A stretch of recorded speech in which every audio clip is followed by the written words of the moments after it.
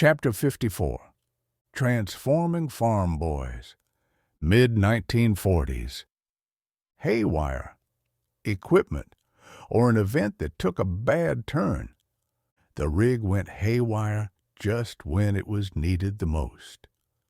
Earl was enlisted as a soldier in the Army draft on November 14, 1941, and Clifford was enlisted on November 5, 1942.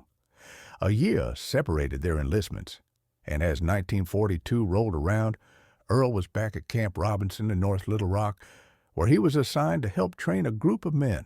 Then he was assigned a squad of about a dozen men who he trained for about 10 weeks. The effort to ramp up enlistment and training created the need for leaders, and Earl was chosen for his disciplines as a basic instructor. Buses on weekends gave soldiers a ride to downtown Little Rock's Robinson Auditorium.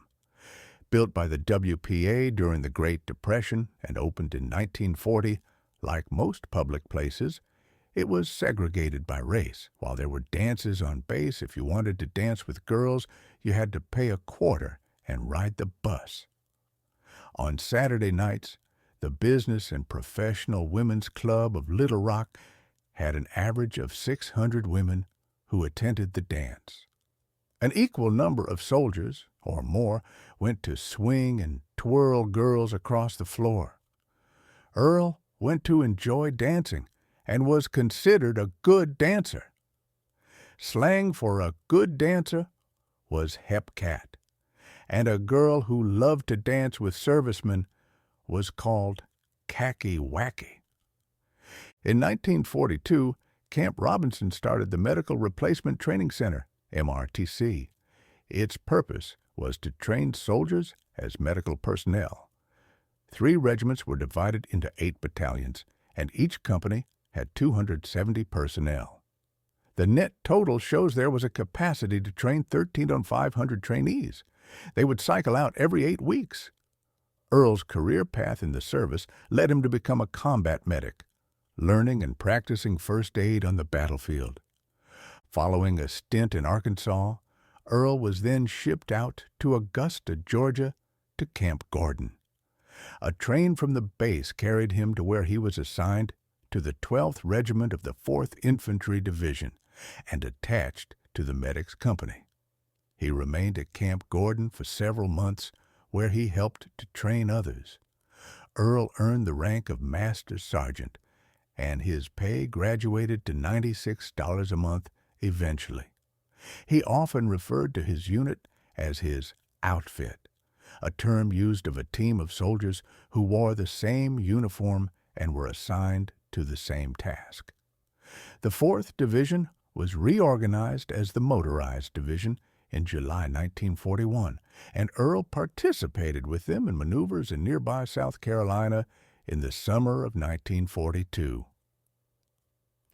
The division was moved to Fort Dix, New Jersey on April 12, 1943, where it was again reconfigured and redesignated within the 4th Infantry Division on August 4th of that year. Fort Dix was only 50 miles from Philadelphia, Pennsylvania. Earl met Clara F. Miller, a gal from Philly, and the couple began to discuss marriage. Because he sent his Army salary home for safekeeping, it was necessary for him to write and ask Riley to send him $400 with which he planned to buy an engagement ring. He sent a picture of Clara and asked his folks to send a picture of themselves. The money, with a picture of his parents showing off some hogs, was proudly sent to Earl. Many soldiers were marrying girls prior to being shipped out to war. When Earl and Clara went shopping for an engagement ring, a discussion came up about them having a family. Clara insisted that their children would be of the Catholic faith, which made Earl uneasy. He had not been particularly spiritual in thinking about marrying her, but something made him have second thoughts about marriage under those conditions. Earl would later realize that God had providentially protected him for someone better.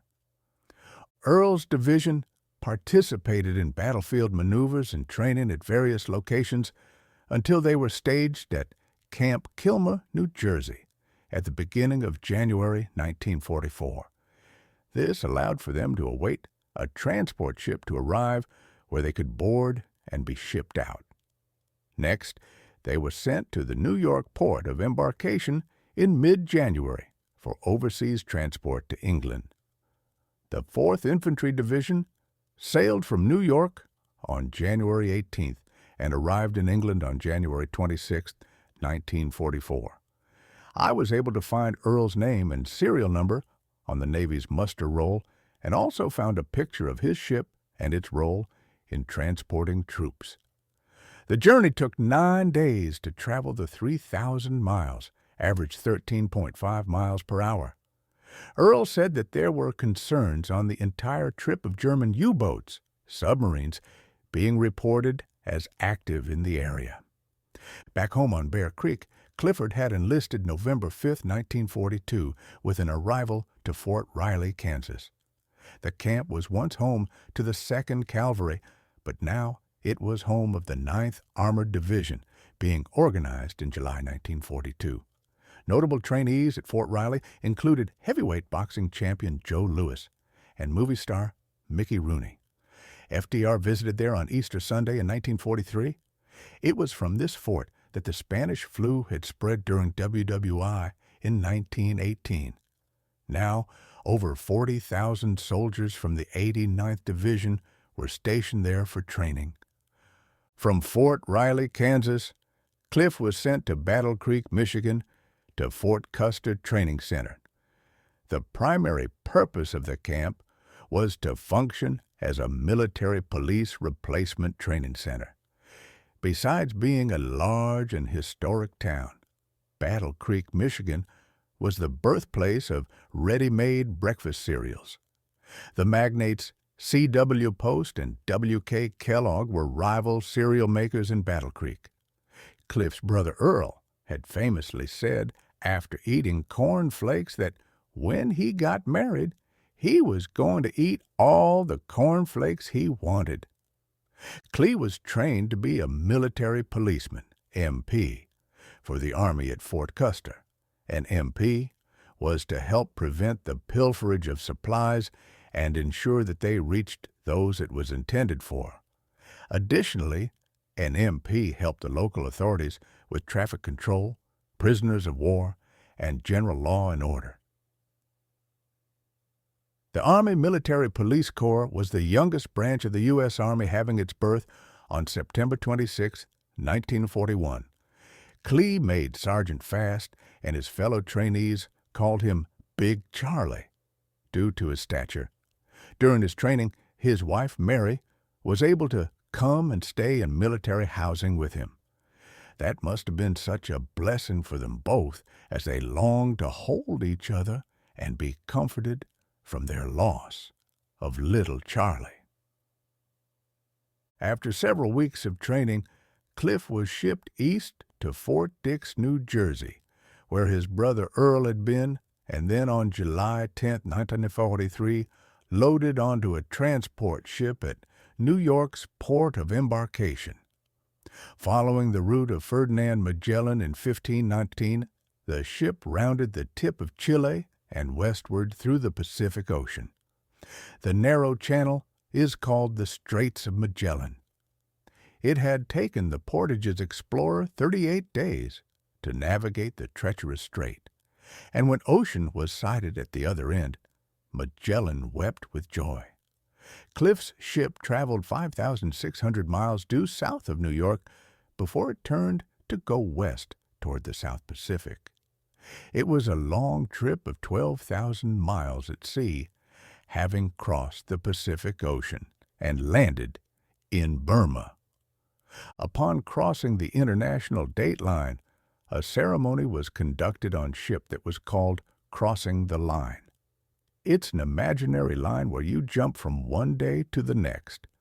Sometimes the ceremony turned into a hazing, and over time it was banned from practice. But Clee got to be a pollywog, as did his shipmates, who were crossing for the first time. It was probably an attempt to help green seamen sickened by the waves to take their minds off the long, endless days of bobbing up and down. Few soldiers cross an ocean without throwing up. Starting with the Marco Polo Bridge incident of July 7, 1939, the Japanese eventually overran China, Burma, and India early in the war.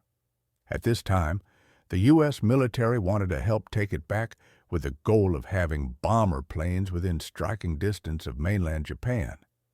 Starting in Burma, the only way to get supplies into China was for planes to fly over the hump, a term used by U.S. airmen for going over the Himalayan mountains to resupply the Chinese war effort and the U.S. Air Forces based inside China.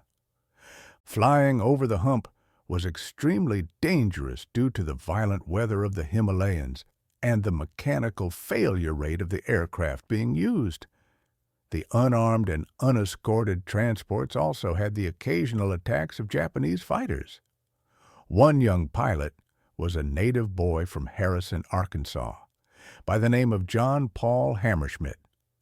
He joined the 3rd Combat Cargo Group of the U.S. Army Air Corps, serving in the China-Burma-India theater until the end of the war in 1945. Hammerschmidt would later serve as Arkansas's 3rd District Congressman from 1967 until his retirement in 1993. Sergeant Charles C. Harness served his nation as an MP in the countries of China, Burma, and India, helping to keep law and order in conjunction with local authorities in the territories where he served. His role was to ensure that any American military personnel who was unruly would be arrested and taken to his camp and handed over to his superiors. Often, when troops came back from combat lines for some rest, they would get drunk and unruly. Working as a military bouncer, Clee would help get them back to their camp, or sometimes to the local jail to sleep off their impairment. Additionally, the military had the priority with transportation needs, and the MP was used to make locals yield the right-of-way. Being the entrepreneur that he was, Clee saw the opportunity to make some extra money by trading American cigarettes, found in the rations issued by the Army for pencils. Troops had a shortage of pencils, and the locals wanted cigs. Working the supply and demand, he added some change to his pockets while being in a very economically depressed economy. He did a similar thing with bananas.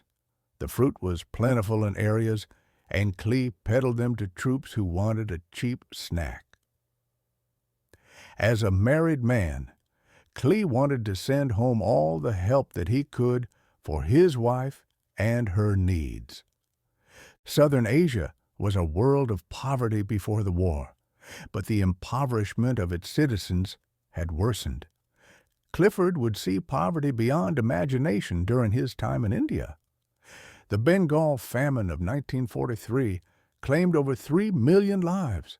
While India would lose around 90,000 soldiers in the war, those lost to starvation was much greater. The war brought food shortages, polluted water, and diseases. Seeing the hunger and death of so many left an indelible imagination on Clee and those who witnessed the devastation. War is never confined to the battlefield, but spills over into the villages of the innocent and ripples across the planet until its waves crash into the most distant shore. Reflection: the Harness family had faced many dangers in every generation, and now, with the world at war, the lessons of life the boys had learned helped them to stay alive. Each one of them knew that their life was in God's hands, and they had a sense of His protection that would never be forgotten. Psalm 91 tells of God's protection, and the last 2 verses say, "He will call on me, and I will answer him. I will be with him in trouble. I will deliver him and honor him." With long life I will satisfy him and show him my salvation. Psalm 91:15-16.